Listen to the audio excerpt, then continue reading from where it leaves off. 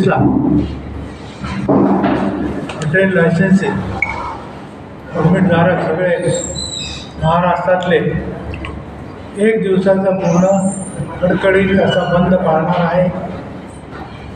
कारण महाराष्ट्र शासनाने या व्यवसायाकडे पाहण्याचा जो दृष्टिकोन अन्यायकारक सुरू झाला केला असं सगळ्यांच्या आमच्या व्यावसायिकांची भावना आहे.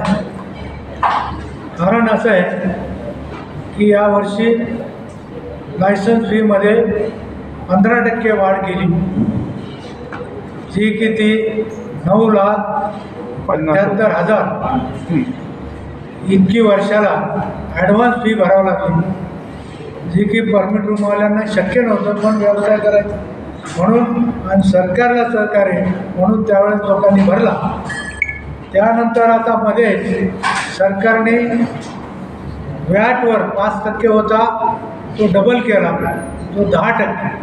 असोसिएशनची आमची राज्य लेवलची जी असोसिएशन आहे ती आणि सर्व जिल्ह्यातल्या त्यांच्या असोसिएशन यांनी अनेक वेळेस व्हॅट कमी करावा म्हणून याच्या अगोदर गेलं वर्षभर प्रयत्न केलेला आहे, भेटीगाठी घेतलेल्या आहे. सरकारने ते कुठलेही त्याचे मान्य न करता त्याला 5%चं 10% करून वेगळ्या प्रकारचा एक अन्याय असा केलेला आहे. दुसरी गोष्ट, शासनाने या शुल्कामध्ये जी वाढ केली, एक्साईज ड्युटी 60% वाढ केली, 60%, जी की आत्तापर्यंत या व्यवसायामध्ये आम्ही गेले 35 वर्ष 40 वर्ष हा व्यवसाय करतो, कधीही इतकी वाढ झालेली नाही. ह्या सगळ्या वस्तू पाहता हा व्यवसाय करणं परमिटधारकांना एक अशक्यप्राय झालेला आहे.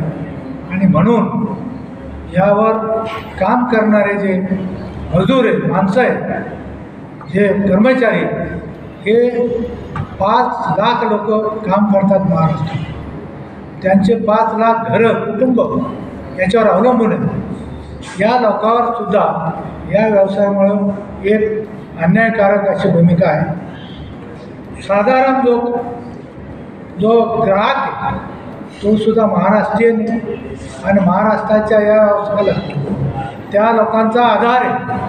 तो आधार देखील यापुढे होईल का नाही अशी परिस्थिती झालेली आहे. याचा सर्व परिणाम असा होऊ शकतो की जर शासनाने याची आमची विनंती दखल घेतली नाही आणि हा अन्याय आमच्यावर दूर केला नाही तर हा व्यवसाय पर्यायाने बंद करावा लागेल अशी परिस्थिती आता महाराष्ट्रभर या व्यावसायिकाची झालेली. अनेक असे याच्यावर कर लादले गेले, त्यामुळं तसाही हा व्यवसाय करणं अवघड झालेलं आहे. म्हणून शासनाला विनंती आहे की हा एक्साईज ड्युटीचा जो भार आहे तोच फार झालेला आहे. त्यावर एक 5% 10% जे हा वेगळा कर व्याट लावला गेला तो माफ केला पाहिजे. 15%ची वाढ केलेली ती सुद्धा माफ केली पाहिजे आणि या व्यवसायाला चालना दिली पाहिजे, थोडीशी मदत केली पाहिजे आणि त्या भूमिकेतून शासनाने विचार करावा त्यांचं लक्ष वेधण्यासाठी. म्हणून उद्याचा एक दिवस पूर्णपणे महाराष्ट्रात 20,000 परमिटधारक हा व्यवसाय पण ठेवणार आहे. याचे किती परिणाम होईल याच्यातून म्हणजे करावरती? महसूल जो किती येत्या दिवसाचा किती महसूल 1,000 कोटी 1 दिवसाचा कमीत कमी वेगवेगळ्या मार्गाने महसूल जातो, पण 1,000 कोटीचा 1 दिवसाचा महसूल शासनाला नुकसान होऊ शकतो. सर, तुम्ही मध्यंतरी एक भूमिका घेतली होती लायसन्सचं नूतनीकरण करणार नाही, तर असं काही झालं आहे का? काही लोकांनी काही नूतनीकरण? हो, 25 ते 30% लोकांनी यावेळेस लायसन्स फी भरूच शकले नाही. भरणार नाही म्हणजे भरूच शकले नाही.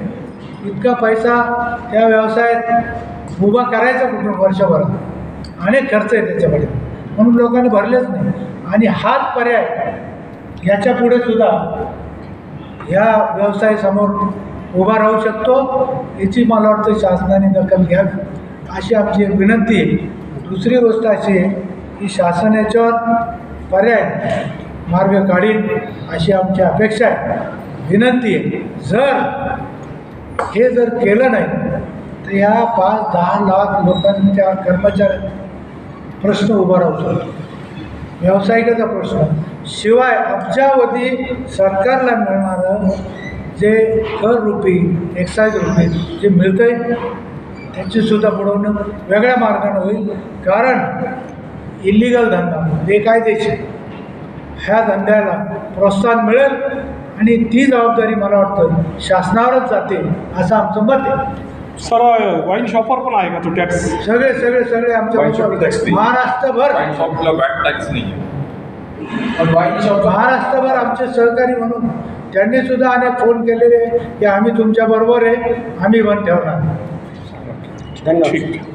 सर उपस्थितांचे एक नावं सांगा. अच्छा.